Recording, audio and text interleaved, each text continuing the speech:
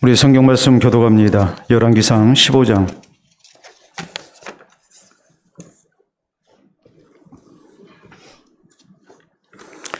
열왕기상 15장 1절에서 8절 말씀 교독합니다. 느밧 아들 여로보암 왕 18째 해에 아비암이 유다 왕이 되고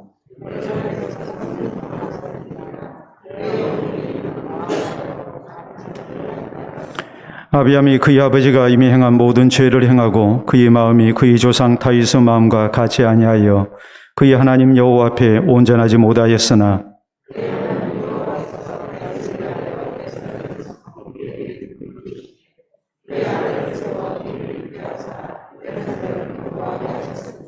이는 다윗이 햇사람 우리아의 일 외에는 평생에 여호와 보시기에 정직하게 행하고 자기에게 명령하신 모든 일을 어기지 아니하였습니다.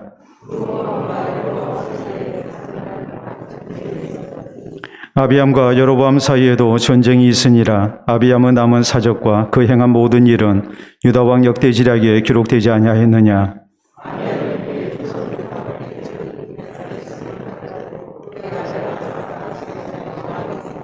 아멘. 기도하고 말씀 받도록 합니다. 참으로 좋으신 우리 아버지의 은혜를 진심으로 감사합니다. 우리 교회를 35년 전 이 땅에 세워주시고 또 오늘까지 하나님의 세밀한 손길과 인도 속에 우리를 인도해 오신 것을 진심으로 감사합니다. 심는 이나 물진 이는 아무것도 아니로되 오직 자라나게 하시는 하나님 분이신 것을 우리가 믿습니다. 하나님의 통역자 되어 또 주님의 나라 사역을 위하여 우리 모두 쓰임받게 하시고 또 주께서 우리 각자에게 주시는 상이 있음을 믿는 가운데 우리가 더욱더 기쁨으로 주의 교회를 섬기며 주의 나라 사역에 헌신되게 해주신 것 감사합니다. 이 하나님의 크신 은혜를 생각하며 이 저녁 교회의 설립 기념주일을 맞이하여 주 앞에 귀하게 예물 드리며 또 새롭게 헌신되는 아름다운 손길을 하나님 기억해 주시옵소서. 변함없이 주의 몸된 교회의 신실한 일꾼으로 우리 주님 부르시는 그날까지 아름답게 쓰임받게 하시고 하나님의 나라와 의를 먼저 구하며 또한 주의 교회의 영광과 하나님의 영광을 위해 또 이 땅에 하나님 나라 사역을 위해 귀하게 헌신되는 그 삶 속에 하나님 함께 하시사 주의 복을 더하시고 또한 믿음의 대가 끊기지 아니하며 우리 주님께서 기뻐하시는 주의 복이 날로 더해질 수 있도록 도와주시옵소서. 이 시간도 주의 말씀을 통해 우리가 공고받고 또한 위로받으며 세임을 얻기를 원합니다. 무엇보다도 우리 하나님의 뜻을 아는 것으로 우리가 체험이 있기를 원합니다. 믿는 것과 아는 것이 하나 되어 예수 그리스도의 장성한 분량이 충만한 데까지 이르게 하시고 이 시대 주께서 우리에게 바라시는 삶의 길을 걸어가는 우리 모두가 되게 하시고 그리스도인으로 살아 우리 하나님 앞에 영광되는 우리의 모습만 되게 하여 주시옵소서. 성령의 크신 감동과 인도하심과 조명하심을 원하오며 우리 주 예수님 이름으로 기도하옵나이다. 아멘. 오늘 열왕기상 강의 40번째 시간입니다.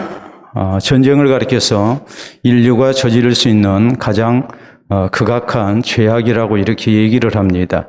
사람이 저지를 수 있는 죄가 참 많지만 전쟁보다 더 크고 또 무서운 죄악은 없다는 그런 뜻이죠.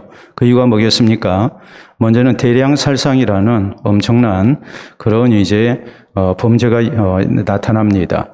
재산상의 손실을 말할 것도 없고 많은 사람이 죽기 때문에 또 가정이 파괴되죠. 그리고 무엇보다도 우리 인간성이 황폐해집니다. 더 나아가서 문명까지 이렇게 파괴되는 그런 경우가 많기 때문에 또 전쟁이 가져오는 필연적인 결과이기 때문에 전쟁이라는 것은 인류가 저지를 수 있는 가장 극악한 범죄다라고 이렇게 얘기를 하는 겁니다. 전쟁은 그 어떤 경우에도 명분을 얻을 수가 없습니다. 전쟁이 가져오는 참혹한 결과 때문에 할 수만 있으면 전쟁을 피해야죠. 지금 러시아가 우크라이나를 침공해서 이로 인해서 세계적인 그런 경제 제재와 또 금융 제재를 받고 또 전쟁 임무를 수행할 수 없을 정도의 그런 굉장한 반대에 이렇게 부딪히고 있습니다. 전 세계적인 반전운동이 일어났습니다. 또 우크라이나를 이렇게 지원합니다. 또 러시아에 대한 제재가 끊기지 않습니다. 그래서 오히려 러시아가 망하게 생겼다라는 그런 예측이 나오는 것도 결코 과장된 것이 아닙니다. 심지어는 러시아 내에서도 반전 시위가 계속되고 있습니다.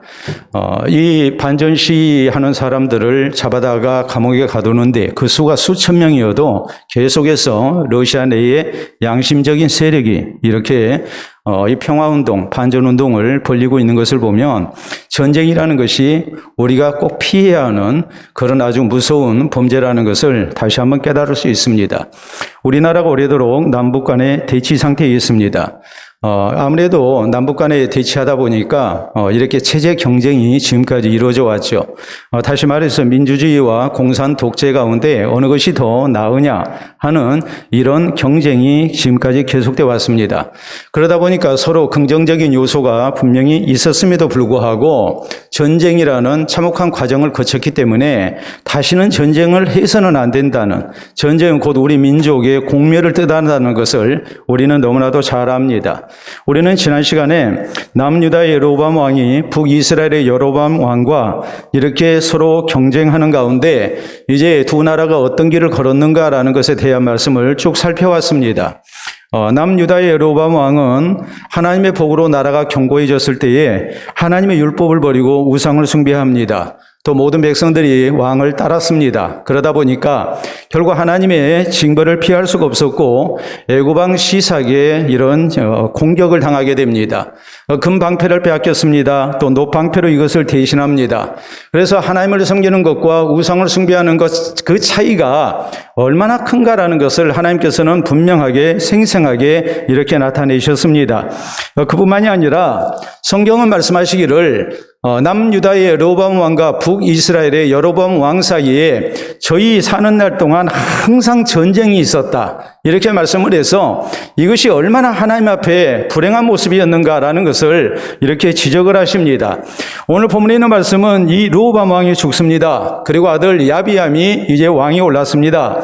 그런데 6절로 7절 사이에 있는 말씀을 우리가 잠깐 보자면은 르호보암과 여로보암 사이에 사는 날 동안 전쟁이 있었더니 아비암과 여로보암 사이에도 전쟁이 있으니라. 아비암의 남은 사적과 그 행한 모든 일은 유다왕 역대지락에 기록되지 아니하였느냐, 이렇게 말씀을 하셔서 아버지 때도 이렇게 북이스라엘의 여로보암 왕과 사는 날 동안 계속 전쟁을 했는데 아버지가 죽고 그 아들이 왕위에 오른 이후에도 계속해서 북이스라엘과 남유다 사이에 이렇게 참혹한 전쟁이 있었다고 성경은 말씀합니다.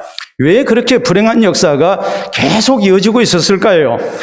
이것은 단순히 북이스라엘의 여로보암 왕 때문만은 아닙니다. 오늘 성경 말씀은 북이스라엘의 여로보암을 놔두고 아비암에게도 아주 심각한 문제가 있었음을 이렇게 지적을 합니다. 그러다 보니까 전쟁을 피할 수가 없었고 이 전쟁으로 인해서 그는 죽는 날까지 굉장한 고통 속에 살아야 하는 그런 비운의 왕이 되고 맙니다. 그렇기 때문에 오늘 여기 성경 말씀을 통해서 우리의 인생을 참으로 바로가게 하고 복되게 하는 길이 어디 있는가, 또 우리의 자손들까지 복되게 하는 길이 어디 있는가, 이것을 우리가 잘 생각할 수 있어야 합니다. 이 아비암 왕의 불행, 이것이 어떻게 해서 찾아온 것인지 우리가 이것을 생각하면서 이제 그 교훈을 얻어야 할 것입니다. 우리는 먼저 아비암이 사는 날 동안 이렇게 전쟁을 피할 수 없었던 것, 거기에 대해서 성경은 아비암이 하나님 앞에 온전하지 못했다라고 이렇게 지적하는 것을 볼 수 있습니다. 자, 1절부터 시작된 말씀 다시 한번 봅니다. 느바세 아들 여로보암 왕 18째 해에 아비암이 유다 왕이 되고 예루살렘에서 3년 동안 다스리니라. 그의 어머니 이름은 마아가요 아비살롬의 딸이더라. 아비암이 그의 아버지가 이미 행한 모든 죄를 행하고 그의 마음이 그의 조상 다윗의 마음과 같지 아니하여 그의 하나님 여호와 앞에 온전하지 못하였다라고 이렇게 말씀합니다. 그의 하나님 여호와 앞에서 온전하지 못했다. 먼저 성경은 역사 앞에 그가 온전하지 못했다, 혹은 백성들 앞에 온전하지 못했다, 이런 식으로 설명하지 않고 그의 하나님 앞에, 하나님 여호와 앞에서 온전하지 못했다라고 말씀합니다. 그의 하나님이라는, 그의 하나님 여호와라는 이 말씀이 무엇을 뜻하겠습니까? 아비암은 하나님의 백성으로서 오직 하나님만 바로 섬겨야 하는데 그래야지 못했다는 뜻이죠. 그의 하나님 여호와 앞에 그가 온전하지 못하고 이제 하나님 섬기는 대신에 우상을 숭배했다는 말이에요. 더구나 온전하지 못했다고 그랬어요. 온전하지 못했단 말은 적어도 두 가지 의미가 있어요. 첫째는 100% 순수하지 못했다는 말이에요. 하나님만을 섬겨야 하는데 하나님만을 섬기지 아니한 겁니다. 하나님도 섬기면서 우상도 숭배한 겁니다. 그렇기 때문에 3절에 보면 성경은 아비암이 그의 아버지가 이미 행한 모든 죄를 행하고 라고 이렇게 말씀을 합니다. 그의 아버지가 이미 행한 모든 죄가 뭐겠습니까? 순수하고 깨끗한 마음으로 하나님을 온전히 섬기지 아니한 죄죠. 그가 여호와의 율법을 버렸습니다. 나라가 하나님을 섬기는 가운데 부강해지니까, 견고해지니까 하나님의 율법을 버렸고 우상을 숭배합니다. 하나님을 향한 온전함을 상실해 버렸습니다. 근데 그의 아버지가 이미 행한 그 죄를 아들이 답습해서 이제 죄를 짓고 있는 겁니다. 아버지가 하나님을 바로 섬기지 못해서 얼마나 비참한 인생이 됐는가라는 것을 아들이 봤습니다. 근데 그 아들이 역시 똑같은 모습으로 그의 하나님 여호와를 섬기는 대신에 성경을 말씀하시기를 그의 아버지가 이미 범한 죄를 이 아들이 반복을 하고 있는 겁니다. 그러니까 하나님의 징벌을 당할 수밖에 없었다는 말이죠. 또 이 아비암은 어떤 모습이었느냐 했을 때에 끝까지 한 마음으로 하나님을 계속 섬기지 못했습니다. 아비암이 처음부터 그의 아버지가 이미 행한 죄를 답습한 게 아닙니다. 아비암이 온전하지 못했다는 것, 그의 하나님 앞에서 온전하지 못했다는 것은 그가 100% 순수함 가운데서 하나님을 섬기지 못했다는 뜻도 있지만 초지일관하는 모습이 없었다는 것을 의미합니다. 우리가 같은 내용을 기록하고 있는 역대하 13장에 보면 아비암은 즉위 초기에는 하나님만 섬겼습니다. 우상 숭배하지 않았습니다. 그런데 시간이 지나니까 그는 나중에 우상을 숭배해야 합니다. 이것이 그의 잘못이었습니다. 이게 그의 하나님 여호와를 온전하게 섬기지 못했다는 의미입니다. 하나님만을 향한 마음이 있지 않았습니다. 하나님도 섬기고 우상도 숭배합니다. 처음에는 하나님만 섬겼습니다. 근데 그의 아버지처럼 좀 시간이 지나고 나니까 이제 또 우상도 숭배하는 겁니다. 이렇게 그 마음이 온전히 하나님을 향하지 못했고 시간적으로 볼 때에 그는 처음부터 끝까지 온전하게 하나님을 섬기지 아니하는 이런 잘못을 저질렀습니다. 그래서 그는 결국 어떻게 됩니까? 이렇게 계속해서 전쟁하고 살아야 하는 그런 불행한 왕이 되고 만 겁니다. 오늘 우리가 하나님을 섬길 때 어떻게 섬겨야 합니까? 온전히 섬겨야 합니다. 우리가 온 마음을 다해서 온전히 100% 순수하게 하나님만을 섬겨야 하고 우리가 끝까지 한 마음 돼서 우리가 하나님만을 섬기는 그런 주의 백성이 되어야 됩니다. 여러분, 아브라함이 하나님의 약속을 믿고 고향을 떠납니다. 그리고 성경은 말씀하시기를 25년이라는 세월이 흐른 후에 아브라함이 이제 또 하나님의 약속하신 대로 아들을 얻습니다. 그리고 이 아들이 10대 청소년이 됐을 때 이삭을 하나님 앞에 번제로 바치라고 하니까 하나님 앞에 순종합니다. 그때 하나님께서 아브라함에게 하신 말씀은 이것입니다. 네가 나를 경외하는 줄을 이제야 알겠노라. 여러분, 아브라함이 지난 40여 년 동안을 하나님을 쭉 섬기고 살아왔는데 하나님 하시는 말씀이 내가 이제야 내가 나를 경외하는 줄을 알겠다고 이렇게 말씀하십니다. 그 아브라함의 신앙을 하나님이 인정하셨다는 말입니다. 여러분, 40여 년 동안 한결같이 하나님을 향한 믿음으로 살았을 때 하나님께서 그 신앙을 인정하셨습니다. 여러분, 사람에게 인정받는 것, 그것은 좀 죄송합니다만 상대방 기분 좋게 한번 해서 인정받을 수 있습니다. 하나님 앞에 인정받는 것은 그렇게 되지 않습니다. 긴 세월을 진실된 모습으로 하나님을 섬겨야 하나님께서 그 신앙을 인정해 주신다는 것을 명심해야 합니다. 처음에 하나님 잘 섬길 수 있습니다. 그러나 시간 흐르고 나면 변질되는 경우가 허다하기 때문에 성경은 이것을 우리에게 강조하는 겁니다.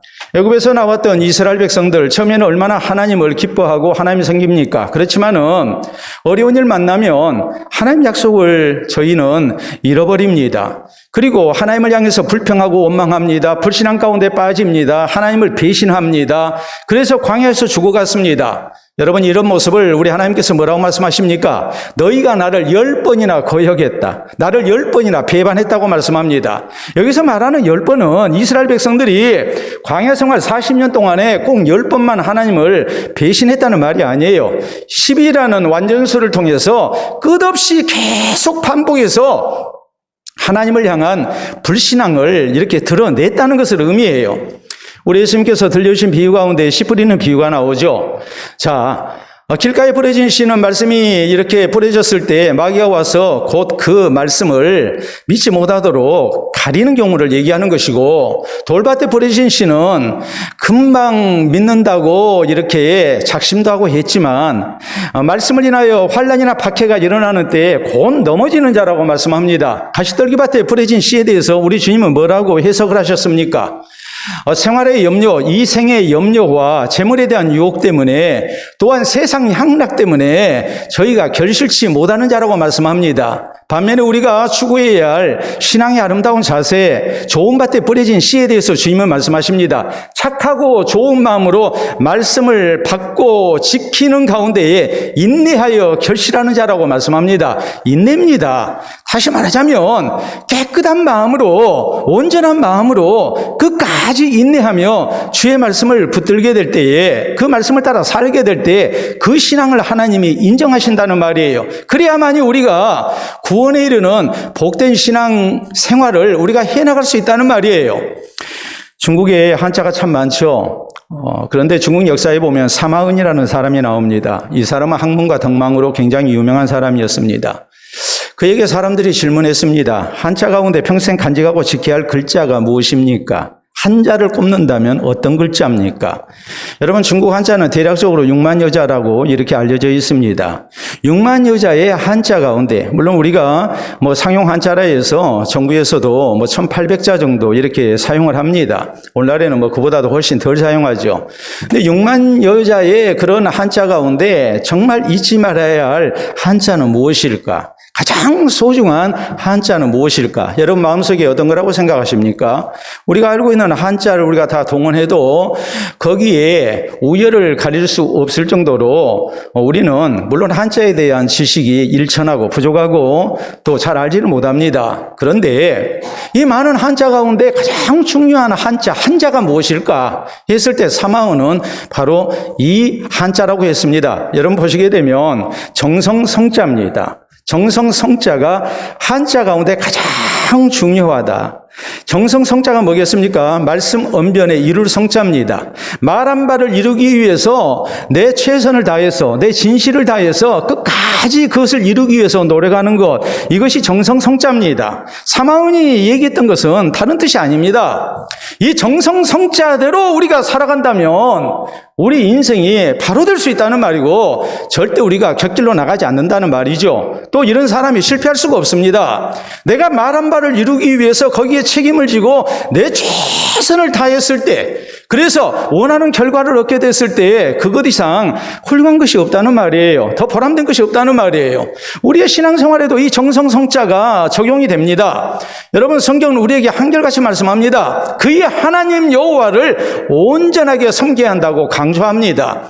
우리 예수님께서는 요한계시록 2장 10절에 서마나 교회를 향해서 주신 말씀 바로 이것입니다. 네가 죽도록 충성하라. 그리하면 내가 생명의 관을 네게 주리라. 죽도록 충성하라는 말씀을 통해서 먼저는 질적으로 우리가 죽을 힘을 다해서 주님을 섬겨야 한다고, 주님을 온전하게 섬겨야 한다고 이렇게 강조하셨습니다. 죽을 힘을 다해서 우리가 주를 섬겨야 하는데 언제까지 섬겨야 하느냐? 죽을 때까지입니다. 시간적으로 죽을 때까지 우리가 변치 말아야 합니다. 이 신앙생활에 정성이 있어야 합니다. 이 신앙생활, 주님을 향한 순수함, 또 주님을 향한 신실함, 진실함, 그리고 끝까지 우리가 주님을 배신치 아니하는 이런 모습으로 우리가 신앙생활을 하게 될 때에 그 신앙이 하나님 앞에 인정받는 겁니다. 이 아비암은 처음에 하나님 잘 섬겼습니다. 그러나 좀 지나고 난 다음에 우상을 숭배했고 또 이것이 그를 불행하게 만들었습니다. 그의 백성을 불행하게 만듭니다. 마찬가지입니다.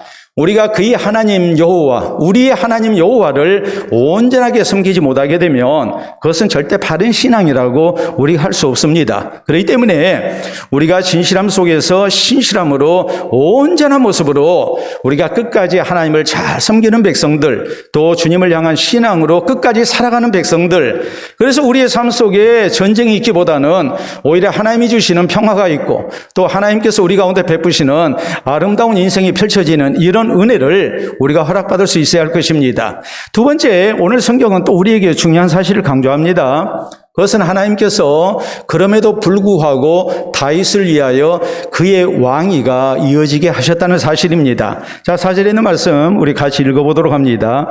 그의 하나님 여호와께서 다윗을 위하여 예루살렘에서 그에게 등불을 주시되 그의 아들을 세워 뒤를 잇게 하사 예루살렘을 견고하게 하셨으니라고 말씀합니다. 자, 하나님께서 다윗에게 그의 자손이 대대로 이스라엘 왕이 오르게 될 것을 약속하셨다는 말이죠. 그런데 우리가 2절에 보면 예루살렘에서 3년 동안 다스리니라라고 말씀을 해서 아비암이 불과 3년 왕이 있었다고 이렇게 말씀을 합니다. 여러분, 왕이 젊은 나이에 왕이 올라가지고 3년을 있었다고 생각을 해보세요. 3년 왕위에 있다가 왕이 죽었다고 생각을 해보세요. 그러면 그 왕권이 흔들 수밖에 없습니다. 아버지가 왕이었는데 3년 있다가 죽어버렸습니다. 그러면 그 아들이 그 왕위를 잇는다는 것이 어린 왕자 입장에서 결코 쉽지가 않았겠죠. 그런데 그럼에도 불구하고 8절에 보면 아비암이 그의 조상들과 함께 자니 다윗성에 장사되고 그 아들 아사가 대신하여 왕이 되니라라고 말씀을 하셔서 이제 다윗의 왕가가 그대로 유지됐음을 말씀을 하고 있거든요. 자, 그러면 이것은 곧 무엇을 의미합니까? 먼저는 신실한 조상 다윗을 통해서 그 후손에게 하나님의 약속하신 복이 이렇게 주어졌다는 것을 의미하죠. 두 번째는 하나님께서 얼마나 그 약속에 신실하신 분인가라는 것을 이렇게 나타내고 있는 겁니다. 그렇기 때문에 오늘 이 아비암이 죽고 3년 만에 죽고 그 아들 아사가 그 왕위를 잇게 된 것, 그것은 하나님께서 다윗에게 그 등불이 꺼지지 않도록 하시겠다는 그 약속을 성취하신 결과라고 이렇게 말씀하는 것을 볼 때에 우리는 나 한 사람이 신실한 믿음의 사람으로 살아서 하나님께서 언약하신 하나님의 복이 우리 자손들에게 이어지게 한다는 것이 참으로 중요하다는 것을 명심을 해야 합니다. 신실하신 하나님, 언약이 신실하신 하나님께서는 믿음으로 사는 주의 백성의 자녀를 결코 외면하지 아니하시고 그 자손들을 복되게 하시는 하나님의 약속을 우리 가운데 성취하시기를 기뻐하십니다. 우리는 그 믿음 가지고 우리가 하나님을 향한 온전한 믿음의 사람으로 우리가 살아가야 한다는 말이에요. 여러분, 아브라함이 신실한 믿음의 사람으로 살았습니다. 그럴 때 하나님께서는 그의 자손들 복 주시겠다고 약속하셨지요. 그 복이 이삭에게 이어지고 또 이삭이 이제 야곱에게 그 신앙을 상속하는 가운데 또 복을 누립니다. 또 요셉이 그렇죠. 이렇게 계속해서 자손 대대로 하나님의 백성으로서 저희가 번성의 은혜를 누립니다. 갈렙이라는 사람이 또 얼마나 신실한 믿음의 사람이었습니까? 우리가 성경을 보면 그 후손들이 또 하나님의 복을 누리죠. 요나단은 얼마나 또 신실한 모습으로 하나님의 뜻을 찾은 사람이었고 또 하나님 뜻에 복종하는 사람이었습니까? 그러니까 그 아들 무비보셋을 하나님께서 또 이렇게 지켜주시죠. 조상들이 하나님을 향한 신실한 신앙으로 살았을 때 하나님께서는 그 자손들을 복되게 하시는 하나님의 신실하심을 또한 나타내셨습니다. 여러분, 전 세계의 음료 바로 코카콜라입니다. 코카콜라는 미국의 존 펜버턴이라는 사람이 소화제 대용 음료로 개발을 했습니다. 근데 얼마 후에 캔들러라는 사업가가 그 사업권을 이렇게 사들입니다. 얼마 가지 못해서 이것은 어니스트 우드러프에게 넘어갑니다. 그런데 우드러프가 코카콜라 회사를 이렇게 운영을 할 때에 문제는 그 아들 로버트 우드러프에게 있었습니다. 그 아들 로버트 우드러프는 공부도 안 하고 또 사업에도 취미가 없고 그래서 아버지가 생각할 때에 이 아들에게 도저히 사업을 물려줄 수가 없는 그런 지경이었어요. 얼마나 공부를 안 했던지 고등학교 때 낚시를 했고 군사학교에 들어갔는데 퇴학을 맞았고 그리고 대학을 겨우 들어갔는데 또 제적을 당했습니다. 세상적으로 볼 때는 전혀 소망이 없는 그런 아들이었어요. 그런데 아버지는 이 아들을 포기하지 않습니다. 그리고 아들이 밑바닥 인부부터 시작해서 노동의 가치와 일을 배우게 했습니다. 그리고 난 다음에 아들이 됐다 싶을 때 이 아들에게 사업을 맡겼습니다. 그러자 아들 로버트 우드러프는 아버지에게 이렇게 물려받은 코카콜라 회사를 세계적인 기업으로 성장시킵니다. 오늘날의 코카콜라는 전혀 가망이 없었던 아들 우드러프를 통해서 이렇게 성장하는 회사가 된 결과입니다. 그런데 이 아들인 우드러프가 남긴 유명한 말이 있습니다. 그는 이렇게 말했습니다. 나의 몸속에는 피가 흐르지 않습니다.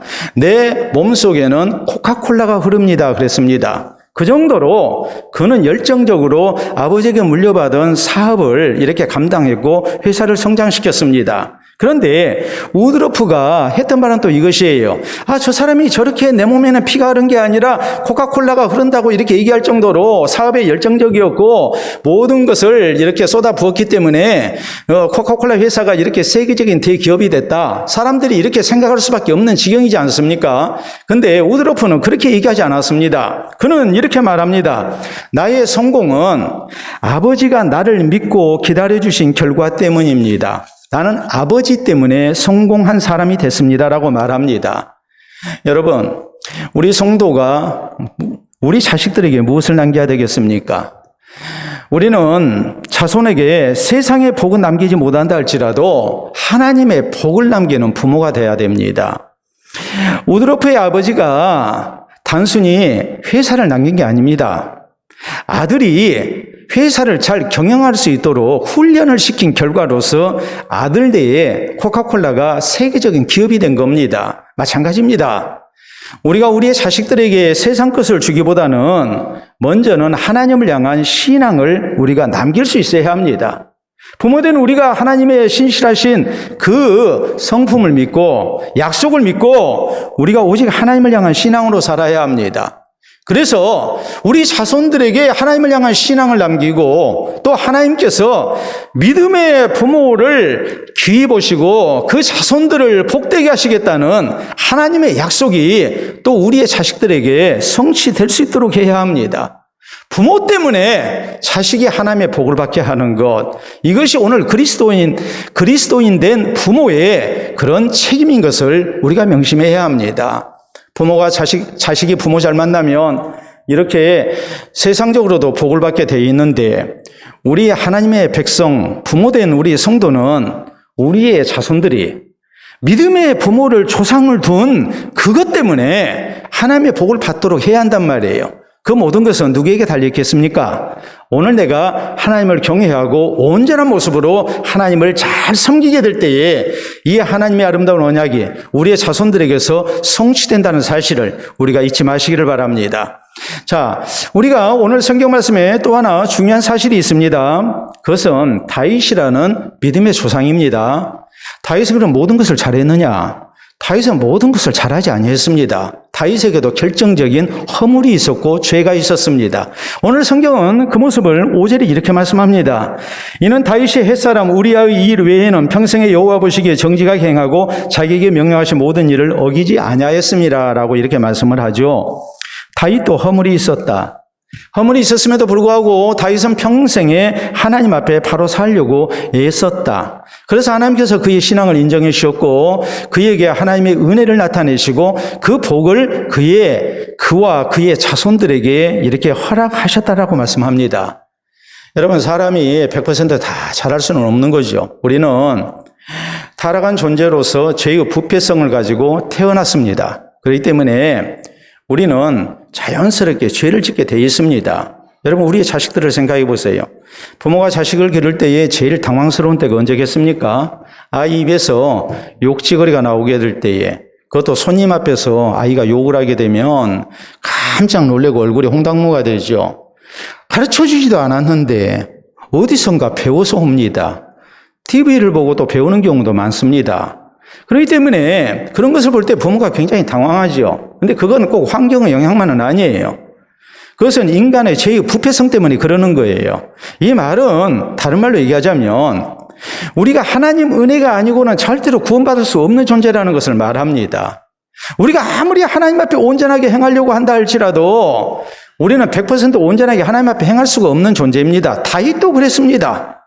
다윗도 하나님 앞에 결정적인 죄악이 있었습니다. 그런데 그럼에도 불구하고 다윗은 하나님 앞에 바로 살려고 또 애썼습니다. 그걸 하나님께서는 인정을 해주신 겁니다. 이건 곧 무엇을 말합니까? 하나님의 영원하신 구원과 우리를 향하시는 하나님의 끝없는 사랑과 용서와 긍휼을 말합니다. 이 하나님의 용서와 긍휼을 믿고 우리가 지금까지 우리의 살아온 모습이 또 앞으로도 우리가 주님을 향해서 하나님 앞에서 온전치 못하다 할지라도 우리는 다시 새 출발을 해야 하고 또 하나님의 약속을 붙들고 신앙으로 사는 성도가 되어야 됩니다. 이것이 오늘 우리에게 필요한 신앙의 자세입니다. 여러분, 성경에 보면 그렇습니다. 히스기야가 하나님을 잘 섬기는 왕이었습니다. 그런데 이 히스기야가 하나님 앞에 범죄합니다. 하나님께서는 그의 생명을 거두시겠다고 이사야 선지자를 통해서 통보하십니다.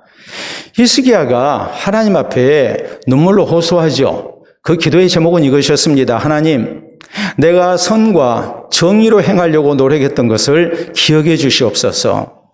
여러분, 히스기야라는 사람이 100% 잘했다는 말이 아니에요. 히스기야는 자기의 잘못과 죄악을 솔직하게 시인했어요. 그리고 하나님 앞에 호소합니다. 하나님, 내가 못한 것만 보지 마시고 내가 지금 잘못한 것으로 인해서는 하나님 앞에 당장에 죽어야 옳지만은 그래서 지금 중병 걸려서 지금 죽게 생겼습니다. 하나님은 네가 죽을 거라고 말씀하십니다. 너 집안 정리, 국사 정리 다 하라.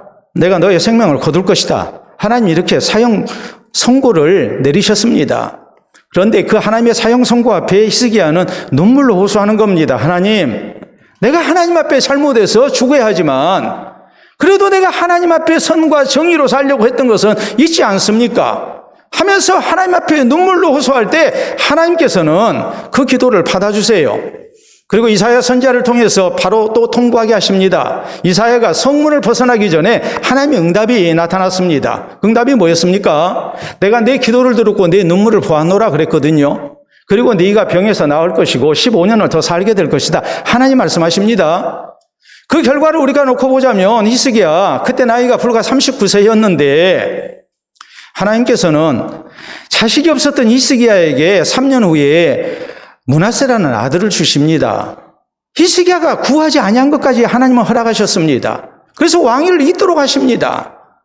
여러분, 우리 하나님께서 얼마나 자비와 긍휼이 크신가를 우리가 알아야 해요. 베드로가 예수님 부인했습니다. 참으로 부끄럽죠. 내가 나를 용서 못합니다. 그래서 그는 다른 제자들과 함께 다시 옛날 직업으로 돌아가서 고기를 잡고 있었습니다. 이런 베드로를 우리 예수님께서 찾아오십니다. 그리고 그에게 물으십니다. 네가 나를 이 사람들보다 더 사랑하느냐? 베드로가 큰 소리 뻥뻥 쳤거든요. 다 주를 버릴지라도 나는 주를 버리지 않겠습니다. 내가 오게도 죽는 데까지 내가 주님을 따르겠습니다. 이런 베드로였습니다. 주님이 물으시는 겁니다. 네가 이 사람들보다 나를 더 사랑하느냐? 내가 주를 사랑하는 줄 주께서 아시나이다. 베드로에게 주께서 다시 물으십니다. 네가 이 사람들보다 나를 더 사랑하느냐? 베드로가 근심이 되죠. 결국 3번의 같은 질문을 통해서 베드로에게 3번의 같은 응답을 주님은 받으십니다. 그리고 그에게 목양을 부탁하십니다. 내 양을 먹이라, 내 양을 치라, 내 양을 먹이라. 그리고 그에게 말씀하십니다. 내가 젊어서는 스스로 띠띠고 네가 원하는 것으로 다녔거니와 늙어서는 사람이 내 팔을 벌리리니 내가 원치 아니하는 것으로 너를 데려가리라. 이렇게 말씀하시면 그가 어떠한 죽음으로 하나님께 영광을 돌리게 될 것인가를 말씀하신 거였다라고 성경은 증거합니다. 베드로가 이제는 예수님을 부인하는 사람이 아니라 순교할 거라는 놀라운 은혜를 우리 주님은 허락하셨습니다. 이게 주님의 긍휼이에요. 주님은 우리의 못한 것을 크게 생각하시는 분이 아니에요. 우리가 온전하지 못했다 할지라도 주님은 우리를 변함없이 사랑하시고 또한 우리를 붙드시고 우리에게 새롭게 기회를 주시는 분이라는 것을 우리가 잊어서는 안 됩니다. 이 하나님의 긍휼을 믿고 우리가 살아야 한단 말이에요. 유명한 종교개혁자 마틴 루터는 이런 말을 했습니다. 만일 하나님께서 나에게 온 세상을 다스리는 권세를 주신다면 나는 아마도 2-3시간 못 되어서 이 약한 세상을 때려 부쉈을 것이다 라고 말했습니다. 여러분, 세상을 볼 때에 얼마나 죄악으로 가득하든지 용서해줘도 또 범죄하는 세상을 보면서 루터는 내가 만약에 하나님께 세상을 다스리는 권세를 받았다면 나는 2-3시간 못 갈 것이다. 나는 세상을 부숴버리고 말 것이다. 그랬습니다. 근데 하나님은 영원토록 우리를 사랑하시고 우리를 기억하시고 버리시지 않는 주님이십니다. 그 하나님의 사랑이 우리에게 있음을 우리는 믿어야 합니다.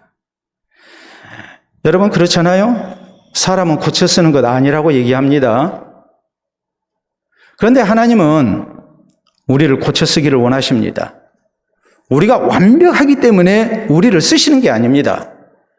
우리가 하나님 앞에 100% 온전하기 때문에 하나님께서 우리를 쓰시는 게 아닙니다. 우리는 죄의 부패성으로 인해서 범죄하기 쉽고 우리는 또 환경의 좋지 못한 영향 때문에 우리 의지의 박약함 때문에 우리는 범죄하기가 쉽습니다. 그럼에도 불구하고 하나님은 우리를 고쳐 쓰기를 원하십니다. 예수 그리스도 안에서 우리 새 사람 되게 하시고 또 예수 그리스도 안에서 하나님의 말씀을 통해서 우리를 고치기를 원하십니다. 또 우리의 기도 가운데 성령의 감동하심을 허락하셔서 우리로 우리의 죄악을 깨닫고 하나님 앞에 돌아서게 하시는 주님이십니다. 그래서 주님을 향한 온전한 모습으로 우리가 신앙생활하고 하나님의 마음에 합한 사람으로 하나님은 우리를 쓰기를 원하심을 우리는 믿어야 합니다. 성경은 뭐라고 말씀하십니까? 로마서 5장 8절에 있는 말씀을 보면 우리가 아직 죄인 되었을 때에 그리스도께서 우리를 위하여 죽으심으로 하나님께서 우리에 대한 자기의 사랑을 확증하셨느니라라고 말씀하십니다. 우리가 죄인 되었을 때에 그리스도께서 우리를 위하여 죽으신 겁니다. 그래서 우리를 향하신 하나님의 사랑을 확증하셨습니다. 내가 하나님의 말씀대로 온전하게 살려고 노력하니까 내가 하나님 앞에 아름다운 헌신으로 우리가 살아가니까 하나님이 예수님을 우리에게 주신 게 아닙니다. 우리가 아직 죄인 되었을 때에 전혀 소망 없는 그런 모습이었지만 하나님이 우리를 사랑하셨기에 예수님을 이 땅 가운데 보내신 것이고 죄인된 나를 위해서 대신 죽게 하신 겁니다. 그래서 우리를 구원하셨습니다. 또 요한복음 13장 1절은 말씀하십니다. 예수님께서 세상에 있는 자기 사람들을 사랑하시되 끝까지 사랑하시니라. 조금 있으면 예수님 다 배신하고 도망갈 사람들이지만 우리 주님은 그것 아시고 저희를 끝까지 사랑하십니다. 우리를 향하신 이 주님의 한없는 긍휼을 우리가 믿어야 합니다. 우리가 온전한 모습으로 주를 섬기지 못했다 할지라도 우리가 나를 향하신 주님의 긍휼과 끝없는 용서를 우리가 믿으면서 그때그때마다 우리의 마음을 새롭게 해야 합니다. 그리고 우리가 신실한 주의 백성으로 하나님 온전한 모습으로 섬기기를 힘쓰는 성도가 되어야 됩니다. 그래서 우리 주님께서 우리를 다시 받아주시고 또 더욱더 새롭게 하시고 또 우리를 복되게 하실 뿐만이 아니라 우리의 자손에게까지 하나님의 은총이 주어지는 이런 은혜가 우리 모두에게 있기를 바랍니다. 우리가 일반적으로 그렇죠. 새해가 되면 결심을 합니다. 그런데 새해가 됐다고 해서 다 결심하는 건 아니에요. 통계적으로 보면 대략적으로 50% 사람만 새해 결심을 한다고 그래요. 여러분은 결심하셨습니까? 송구영신 예배를 통해서 하나님 앞에 나와 내가 새해에는 이렇게 살겠습니다 하고 결심들을 하셨습니까? 자, 새해 결심 대개 50%의 사람만 하는데 그 50%의 사람들이 결심하는 것 내용의 70%는 건강에 대한 거라고 그래요. 나는 새해 금주하겠다. 술 안 먹겠다. 나는 금연하겠다. 담배 끊겠다. 혹은 다이어트 하겠다. 혹은 나는 운동을 하겠다. 이런 식으로 되게 건강에 대한 그런 결심을 하는 경우가 70%라고 그래요. 물론 30%는 또 다른 거겠죠. 자기 개발을 한달지 혹은 우리 같으면 신앙생활 더 잘하겠다는 그런 노력, 각오 이런 것을 또 새롭게 하기도 하겠죠. 또 책임감 있는 사람으로 우리가 내게 주어진 모든 사명들을 잘 감당하기 위해 더 노력해야 되겠다는 그런 마음도 우리가 갖겠죠. 근데 문제는 지속 기간입니다. 일반적으로 작심 3일에 끝나는 경우가 너무나도 많죠. 자, 지금 3월 첫째 주가 됐습니다. 지난 2달 사이에 새해 결심했던 우리의 각오는 어찌 됐을까요? 70%가 건강에 대한 새 결심이라고 이렇게 나오는데 이 건강에 대한 결심이 얼마나 지속이 될까 하고서 조사를 해봤습니다. 그때 일주일 지속하는 사람이 80%. 20%는 일주일 만에 작심 3일이 되고 만 거예요. 한 달 지속하는 사람은 50%입니다. 여러분은 지금 어디에 해당되십니까? 6개월 지속하는 사람은 40%로 나왔어요. 이게 지금 건강에 대한 새 결심이에요. 2년 지속하는 사람은 불과 20%였어요. 근데 중요한 것은 그러면 난 일주일 만에 내 결심을 포기했다. 실패했다. 나는 한 달 만에 포기했다. 나는 6개월간 지속하다가 결국 실패하고 말았다. 그러면 그만해야 합니까? 말이 그렇습니다. 작심 3일도 100번 하면 1년입니다. 이것은 무엇을 얘기합니까? 우리가 실패하고 또 실패해도 다시 새롭게 시작해야 함을 의미하는 겁니다. 내가 비록 실패했다 할지라도 지금까지 수없이 우리가 넘어지고 실패했다 할지라도 우리는 거기서 포기해서는 안 됩니다. 특별히 하나님을 향한 신앙으로 사는 것, 하나님 앞에 온전한 모습으로 신앙생활하는 것, 우리는 이제까지 수없이 넘어졌습니다. 우리의 신앙의 연조가 길면 길수록 우리는 더 많이 넘어졌을 수도 있습니다. 그럼에도 불구하고 우리가 지금 이 자리에 있는 것, 그것은 넘어진 자리에서 다시 일어나서 또 새롭게 시작했기 때문입니다.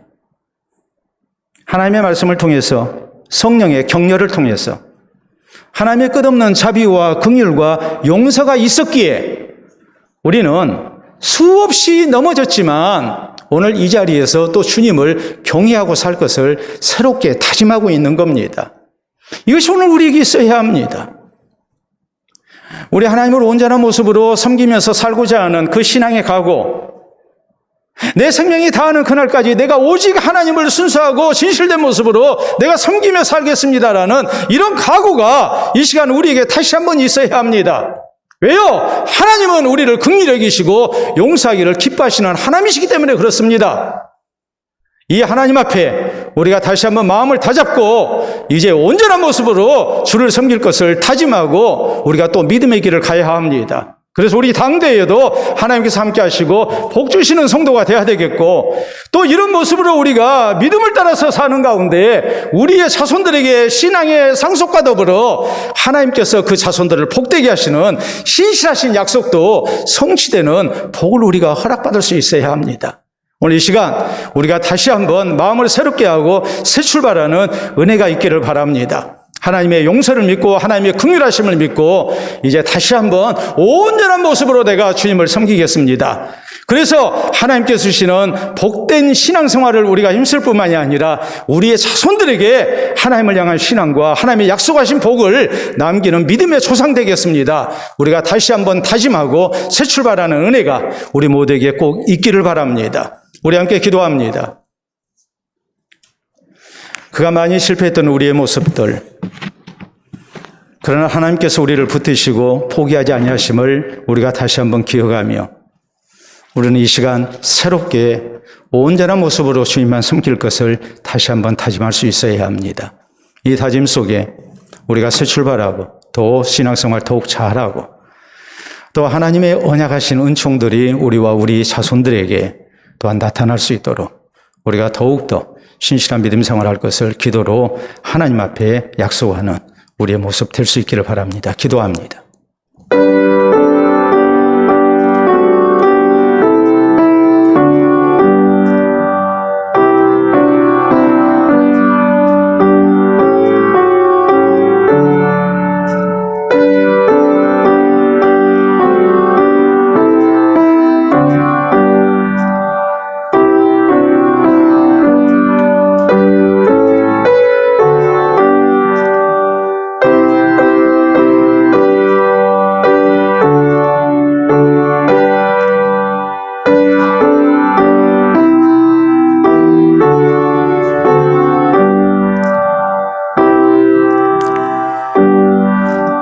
자비로우신 우리 아버지, 은혜를 진심으로 감사합니다.